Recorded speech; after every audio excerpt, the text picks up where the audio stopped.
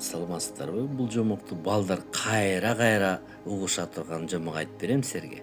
Азыр жай отуруп жакшылап уккула. Илгери бир токойдун ичинде кичинекей коен жашачу экен. Ал коен абдан боору кер болчу, бирок өзү абдан коркок эле. Бир күнү коен токойдон суу издеп жүрүп, жараат алган кичинекей аюуну көрүп алды. Аюу баса албай оорунан ох деп жатты. Ошондо коен коркуп кетип, Мен кичинекеймин, жардам бере албайм. деп ойлоду да. Бирок анын жүрөгү боорукер эле.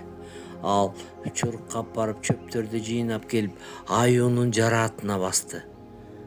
Анан жакын жердеги суудан суу алып келип берди. Ал бир аздан кийин аюу өзүнө келип, коенго аябай ыраазы болуп, "Сен кичинекейсиң, бирок сенин жүрөгүң абдан чоң экен" деген экен аюу. Ошол күндөн кийин коен өзү мурда ойлогондой коркок эмес экенин түшүндү. Ал боорукер болгон үчүн чыныгы жүрөк экенин билди. Анда эмесе балдар, жакшы уктагыла, түнүңүздөр бейпил болсун. Жакшы түш көрүп, эртең менен куунак болуп ойгонгула. Силер үчүн эң жакшы жомоктордун айтып берген Калыбул атаңар.